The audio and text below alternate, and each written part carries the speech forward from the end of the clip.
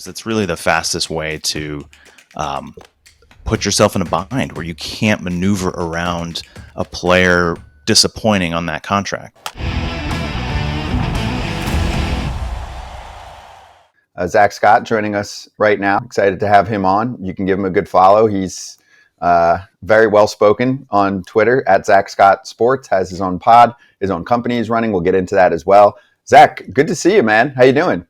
Hey, guys. Good to see you. Thanks for having me on. I'm enjoying all the Shohei and his taking care of his junk talk. That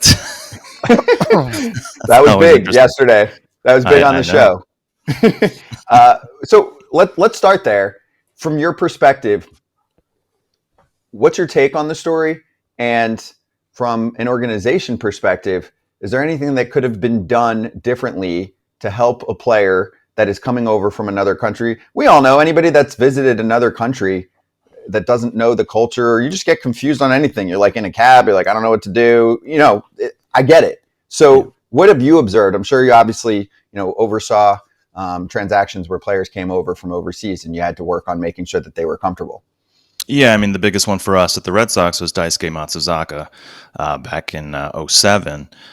So I think you hit it on the head with it's a vulnerable position for the player to be in, coming to a completely different culture, obviously not the language. There's all these factors. So I think it's really important that the team gets the supporting cast right.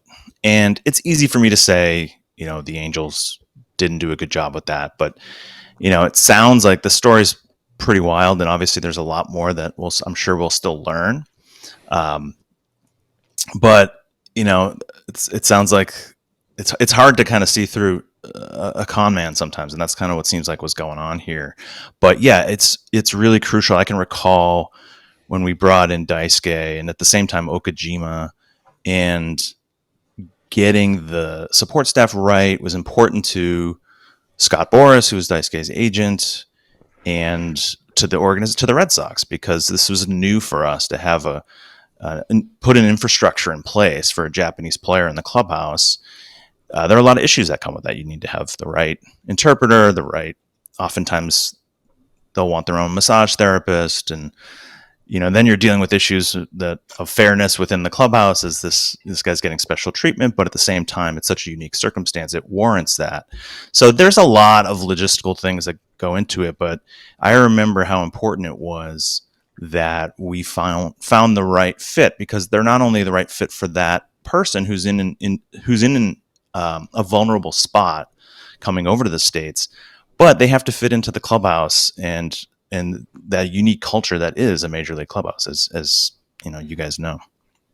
Do you think any of this has to do with the fact that you guys knew you were getting Dice Cream Matsuzaka, and he was coming in, and I didn't Freudian slip there for our podcast. He loved ice cream, so Dice K was Dice Cream, but he was an established star. Do you think any of this, I hate to use the word laziness by the Angels, was because you were essentially getting Shohei Ohtani?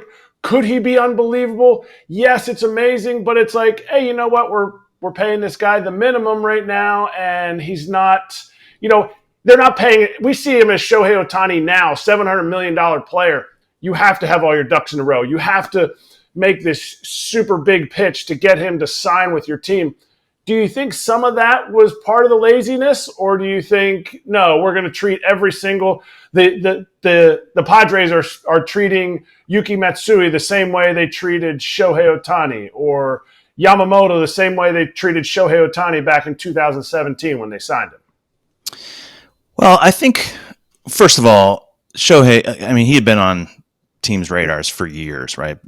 Because of the circumstances, sure, he didn't cost the team a lot in salary. It was very unique. But everyone knew everyone assumed he was going to be a star. Everyone was really excited about him. I remember talking about him, I felt like for like 4 years before he even came over. So I don't think that people weren't thinking about that. Yeah, sure, the money in a sense has something to do with it. If you're dealing with, again, going back to Dice Cream, you're dealing with, a big dollar, Scott Boras. Part of the negotiation is putting that type of support staff into the contract. So there's a different level, I guess, of importance put on it at that moment. But no, I think anyone that was getting Shohei knew they had a star on their hands, knew that they had to, part of the benefit of bringing a player over, there's an adjustment period for a lot of players. There's adjustment periods for free agents in the States changing teams, if that's the only organization they've known. In this case, it's a much bigger cultural shift. It's in your interest as a team to set that person up for success, take away any possible distractions, just set them up to be focused on baseball so you can get them performing at their peak level as fast as possible. I want to switch gears here a little bit. I love some of the tweets that you've been putting, excuse me, along as you, work your way through the social media a little bit. So for me, you put a tweet up and I quote, "The fastest way to kill a big market team is by locking up too many players to long-term contracts, mainly covering post-prime years. Luckily, someone bailed out my socks." So for me, my question to you is, does this have anything to do with like a Mike Trout contract? Is there anything like specific, or is there an example that you have when you make this type of tweet? Well, I'll use the example of the Red Sox that I referenced there. When we signed Carl Crawford and Adrian Gonzalez to those big deals at that time in the market, I mean, those were huge deals. You're now locking up multiple roster spots to these big long-term deals.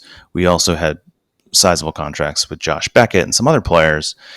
You're just limiting your flexibility. And the point I'm making there is it's really the fastest way to put yourself in a bind where you can't maneuver around a player disappointing on that contract. You need to have the financial flexibility to be able to address that. I mean, the good thing about being a big market club and having a large payroll is that you can get away with more mistakes on the free agent market. I mean, we again on a different scale had a similar thing with Pablo Sandoval and Hanley Ramirez. I mean, you need to be able to have either the young players that are in their first 6 years of control that are making less than they're producing or less than they would get if they were free agents, to kind of balance that risk that you're taking when you're kind of going all in on these free agents. But I think we've seen that, and I referenced some other teams. The Mets, everyone still talks about Bobby Bonilla contract still being on the books, but those Mets, and I think a really good example is the Phillies after they won the World Series in 2008. They basically wanted to keep the band together, right? So they just kept signing those guys well into their 30s and didn't have the farm system to recover from that when some of those guys inevitably declined.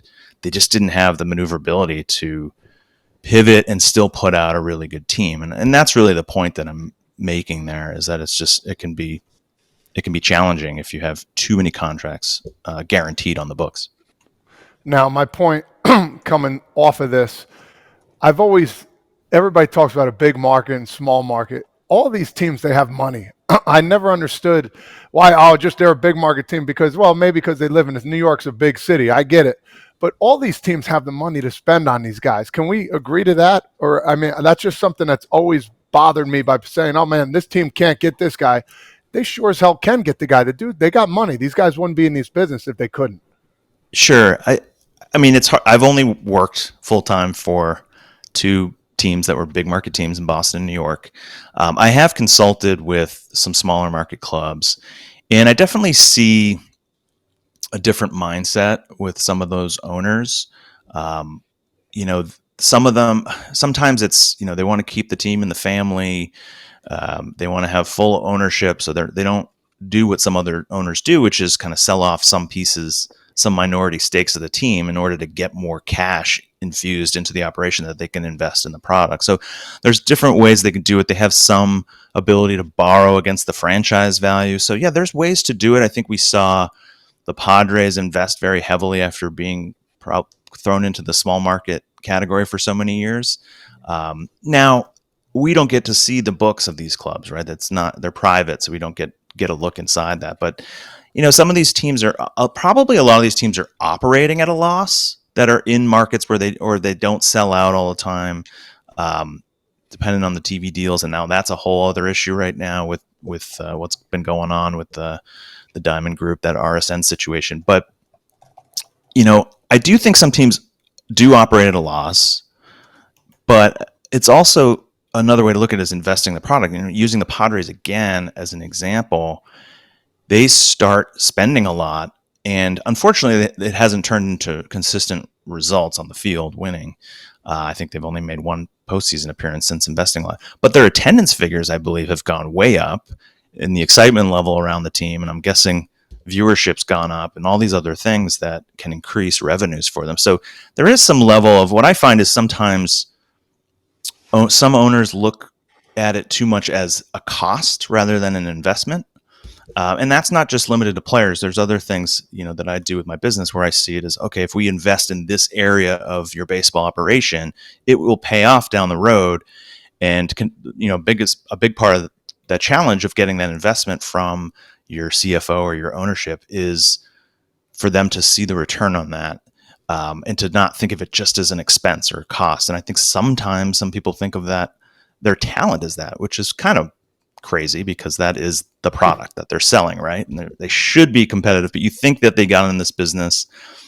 I've heard Steve Cohen say this: I'm not in this business to make money. I'm in this business to win and bring a championship to a city. Is that refreshing to hear him say that? Is that refreshing to hear and somebody who ultimately is in charge of the team, whether you think the GM or the president of baseball operations is in charge, the owner, if the owner wants to win, he's willing to do what it takes. And is that refreshing when you're working with, whether now or when you're with the Red Sox or Mets, to hear that? Yeah, and like I said, I've always been in a fortunate spot where we were spending quite a bit of money on payroll.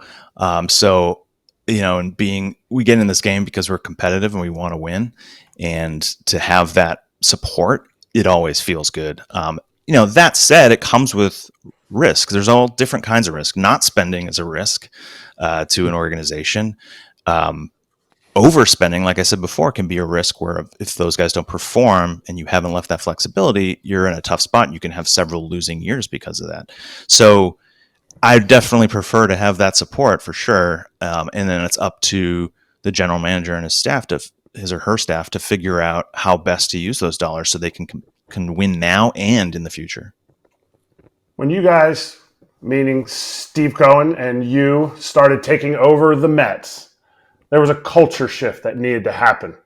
How do you first go about doing that? Do you sit there and, because I read and listened to one thing you were talking about, how you were like, you can't just come in and start axing people and bringing in all your best buds because that doesn't work out.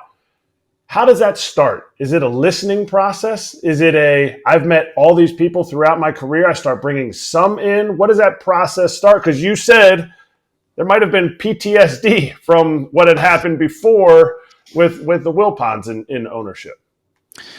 Yeah, I'd say it's, there's a lot of listening that has to happen first. In my case, to put some context in it, I didn't arrive at the Mets until very late December. I started there the day after Christmas of 2020. So I'd already gone through an off season with the Red Sox, almost an entire off season with the Red Sox. So I was focused on helping, them build a team for 2021. And then when I did get to the Mets, first it was an assistant GM role, and then about less than a month later, it was sliding into the acting GM role. So it was a unique set of circumstances with timing. So at that point, you have a lot of the free agents are kind of off the market. They had already, before I arrived, let go of several people in key leadership spots. So we had positions to fill. So there was a lot of new blood and a new culture opportunity kind of organically already set up to bring in some new people. But yeah, as far as everyone that was still there, to me, if you move too fast, there's a risk that you move on from some good people that were maybe just in a bad under bad circumstances. And so I wanted to really understand the people that were there, what they brought to the table, where they best would fit, where they could help the organization best long term to achieve the goals that we had, which is obviously to build a winner that competes for a championship as frequently as possible. So yeah, I mean, I did find, like I mentioned, there were a lot of people there that seemed to be on edge in what I called PTSD, where almost like a lot of Mets fans seem to have on on social media, where it's just kind of expecting things to not go the way they want it. And to break through that mentality take some time to get them to know me and other people that were new there, and to trust that we had the right intentions and the right vision for what we wanted the organization to be. But it takes time. It takes time to understand where your strengths and weaknesses are, and to build off of that, build off your strengths. Hey, Go ahead, go ahead, Scott. Top Father. No, you're good. Go ahead, No, dude. I want to talk about Pete Alonso a little bit There you while go. we're on the Mets. He's a guy that I feel like should be signed a long-term deal. This is a guy that's New York through and through, talking about the Mets. He's a guy that's done a lot for the city. He helps out a lot of people. And lo and behold, he's a really good hitter. He's a good power hitter too as well. And he's grown to become one of the best hitters in baseball. What is the consensus with that? What's been going on? Have there been any talks, or and it's just something that we'll play it by ear and see how it goes at the end of this year? Yeah, I don't have any insight into what their thinking is now with David Stearns in charge, and other people that have kind of changed, left the organization, or there's new people in the organization since I left. So I can't really speak to where they're at with that. But the one issue that I think is a challenge, that seems to be an industry challenge, is everyone wants to kind of look at the first base market, rather and kind of almost treat it like arbitration at times, where it's like, well, how can we justify giving him this amount of money, whether it's him, whether it's my other former employer, the Red Sox, talking about Tristan Casas extension. I think that sometimes trips people up, is that they start getting a little bit laser focused on this positional market, and to say that that's not where the huge deals are going. They're going to players that can make more of a defensive impact, whether that's shortstops or outfielders. And so, that's a real thing. I understand it, but at the same time, that's kind of a false construct, right? You don't want to limit yourself to just thinking of it that way. I think a team needs to think about it as how this individual player fits into, the way they plan on building a roster going forward. And so that doesn't mean you have to stick to this. Obviously, teams are trying to get the best deals that they can get. But yeah, Pete's a great player. He's an impact power guy. I love the guy. I think he's, and we definitely had some moments. He's an emotional guy, and I made some decisions he wasn't happy with at times, and he'd tell me about it, and I always appreciated that. Never shied away from that, and I love that. I love the passion he has for his teammates, for winning, for the city of New York. I think it's great, and so those things have to be taken into account too when you're thinking about wrapping a guy up. What decision did he not like that you made?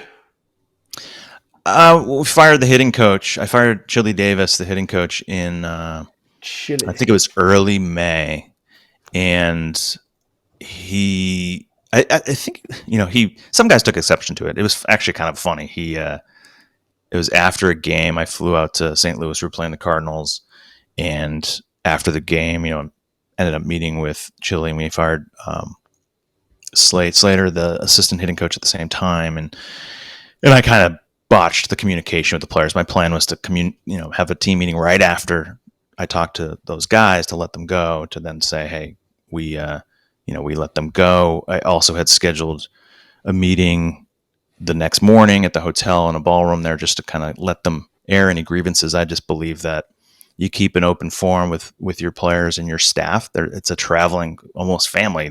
Everyone, as you guys know, you spend so much time together with everyone on the support staff and the players, that I felt like, hey, if I'm making this decision to remove one of those members, then I should give you a forum to air your grievances, ask questions, and try to understand. So I botched the beginning of that. I think he was particularly not happy that the way that he found out on Twitter, which is never what I wanted to do. And he was right to be upset about that. But yeah, he kind of got up in my face in the clubhouse, and I just calmly said, hey, Pete, I'm happy to talk to you about this. I love that you care so much. I think you're being a good teammate to someone that helped you. and let's talk about it. And we talked about it then, and then we talked about it the next day at that meeting, and other guys had a chance to voice either their disapproval or ask questions to get more clarity on my perspective that I might not say publicly, out of respect to the person that we moved on from, respect to Chili and Slate. And so yeah, that's the kind of stuff that I have no problem with that. It's, I didn't think he was hot, he was emotional, it wasn't disrespectful, it was just in the moment, and I completely respect that. You'd rather have the emotion than somebody who's like, oh man, Yeah. wait, is that coming? Shh, don't say anything. Don't say anything. That's trash. Yeah. But on here, one thing we do is we don't sit on either side of the fence. And you didn't answer Todd's question. Yes or no? Are the Mets going to sign Pete back? In my uninformed opinion. Yep. That's it. Completely your uninformed opinion. Just to be clear, I don't want anyone at the Mets to think that people there are talking to me about it, because they're not. I'm going to guess that they do sign him late in the offseason.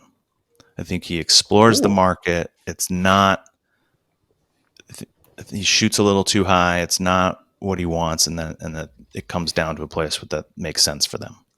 Well, and let me jump in there, because that's how you think about this, pretty much how free agency is going. Late in the offseason, guys signing late, not getting the deals they want.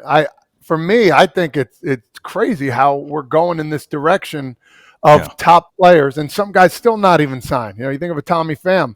Like, why do you think this is happening? It just boggles my mind, because I remember when I went to free agency, I'm like, I couldn't wait. I'm like, this is my time, and I didn't get the deal I wanted either. So I'm not complaining. I just remember the time. It's like, shit, free agency used to be the fun part. It's not fun anymore. Yeah, I think my theory on what happened is that, some agents kind of misread the market, misread the impact that this RSN issue is having on some teams. So the RSN uncertainty, now some of those deals got straightened out for 2024, but this uncertainty of where their TV dollars are coming from it's not just a baseball thing either. It affects half the baseball teams, half the NBA, half the NHL, and I work with clients across all sports, and I've had these conversations with people.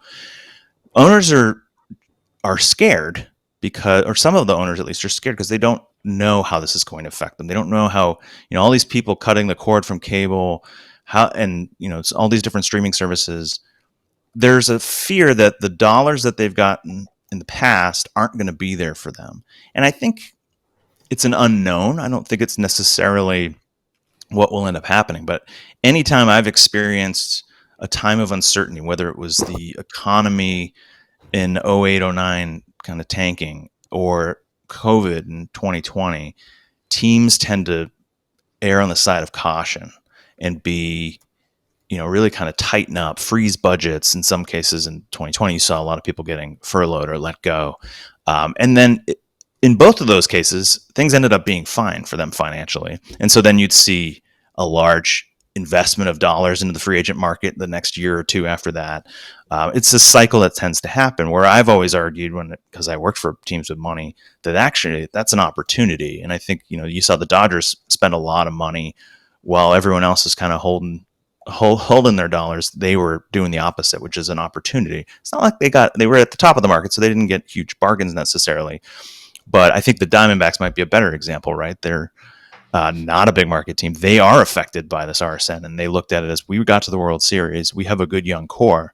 Let's be aggressive in free agency and bring in some guys. And I think they did a great job. I love that they did that.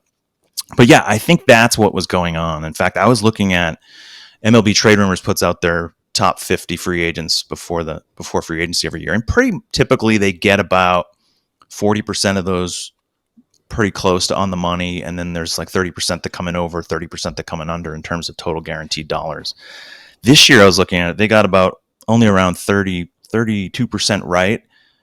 And only 12% came in over their predictions, and 56% came in under. So the market was just completely different than what we're used to seeing. And I think some agents that, Scott Boras obviously had several of these clients that were out there late. And I think, Scott's strategy, usually works really well. Kind of asking, I describe it as asking for the moon, and then usually getting probably a lot more than you would have if you didn't take that approach. But it can be a long wait sometimes for some guys, and we've seen that in the past. In this case, I think probably just overshot the mark by more than usual because he didn't anticipate that some of these owners would just really, hold on to the cash. So you mentioned the Diamondbacks, and I listened to you talk about how you think they've built a great culture there. I also saw what you said about Chris Young and how he created a different kind of culture in a short amount of time, being an ex-player and making those moves.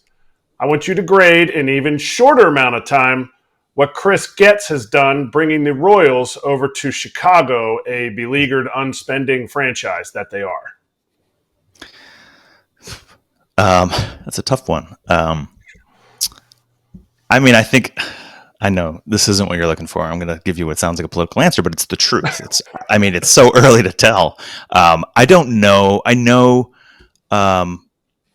know Chris that well. I have spoken to Chris before. I know Josh Barfield, we brought over from the Diamondbacks. I've always heard great things about Josh. We have some mutual connections. Him, obviously, Arizona, where I know a lot of the guys that run Arizona worked with me at the Red Sox in the past.